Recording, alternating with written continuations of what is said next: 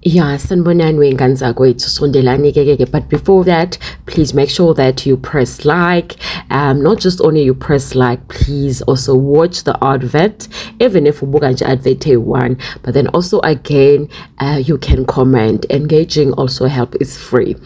Anyway, so yes, welcome back to our YouTube channel. Well, this is KZN Podcast, and today we are speaking about again Gogo Maweni.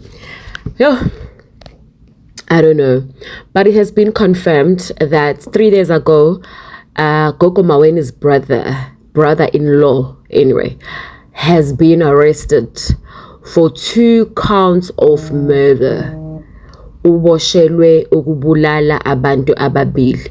Remember uMaweni makaphuma ejele ngebail for assault, ekwakushiwo ukuthi uyafunakala ngamacala. They were saying ku-investigate amacala abantu aba-5 ababulawa abaconnecta nayo, oyi-1 i-ex-boyfriend yakhe, oyithwasana lakhe, omunye i-husband ya-best friend yakhe, omunye 2 ugogo nibabiza ngani labantu, umuntu ayithwasa kuyena, omunye amathwasa naye, yabo, but konke kunomngoma phakathi at the end of the day. So lama case ke besebizwa ngama cold case because it's been like over 5 years whatever enzakalile beside the last one last year lenzakalile. So they refer to them as a cold case because ubufakazi bebungatholakali kahle, abantu abangofakazi bayashona. Ayike sekuboshiwe ke manje kwaboshwa umalume kaSabelo, uSabelo Mgube. uSabelo ubani na? Uhusband kaGogo Maweni. So according to the reports, khona vele abathi uMaweni wahlangana nobani noSabelo because wayeyinkabi yakhe.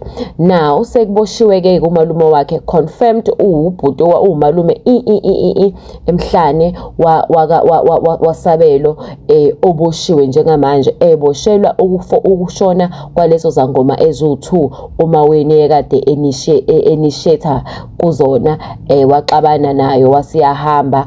Uthiwa uFeti ke lo washona benobandile, uFeti ube assistant ubandile ube assistant kaFeti, uFeti eyisangoma esithwasisa uMaweni wabe nengxabano naleso sangoma, waseyashiya wayothwasa kwenye indawo. Kodwa wathi mangabe ehamba kwathumela ubhuti kaMaweni ukuthi ahamba ayothwasa lapho. Kuthe ngalo nkathi nje safikele umuntu ezothwasa, kwaseke kudutshulwa lapha ngoba kuthiwa oFeti babe nobufakazi obuthile bobulawa kolinye ithwasana.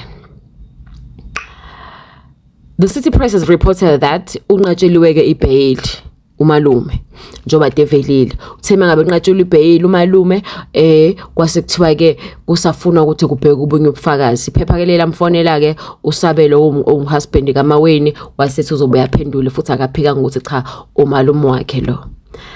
I don't know guys, but it's not looking good.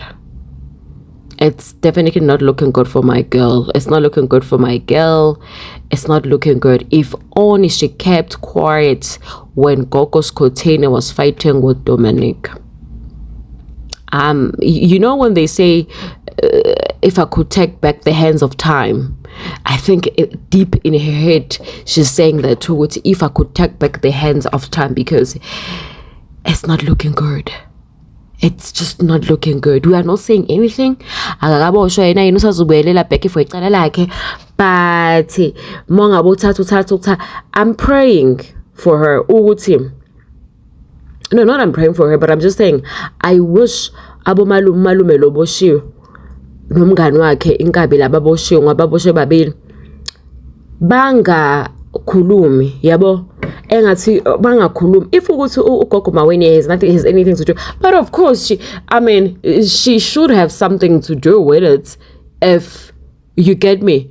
If ukuthi labantu uSabelo uhlangana phi nentozana, bahlangana phi umalume kaSabelo namathwasana, because umuntu oyithwasa la, umuntu oyisangoma la nangu. So if ukuthi she has to do with anything, I pray ukuthi bangakhulumi, yabo, mhlawumbe ashayidile nomalume ukuthi uzophila butebu lapha ejele, in uzophila butebu, sizokwenzela noma ngabe yini oyifunayo, sicela nje ukuthi uhlale zip ungakhulumi lutho. I think maybe they need to reach that that agreement, because phela at end of the day kuzosho ukuthi kuzomele achaze umalume ukuthi wabulela nje laba beyini relationship yakhe nabo, babulala ngoba benzeni, what was the cause, bitholakala ukuthi yena akananxa nabo. But anyway, so this is the latest. Unqatsheliwe ibhayili and uzovela ke enkantolo sometime next week umalume kaSabelo. Hey guys, Matthew here. Okay, so let's talk more about Lindani Mgube, the uncle of Sabelo, who was arrested for the deaths of the two Sangomas in Orange Farm. These cases were also linked allegedly to Maweni, where hitmen were hired. Already we know that 2 suspects are in custody, the hitman, the Nkabi, and also Lindani. This is Lindani. So this is a video that was posted on Maweni's page. So this is the gentleman, 33-year-old Lindani, and that is Sabelo up there. And Lindani is the uncle of Sabelo. So what is alleged is that on that fateful day, Lindani and the hitman went to the residence of both Sangomas, Faith and Bandile, and shot Faith multiple times and Bandile multiple times. One of the witnesses said that they saw him pulling the trigger as well. So he also shot the victims. Faith unfortunately lost her life on the scene, whilst Bandile was rushed to hospital and a few days later succumbed to her injuries.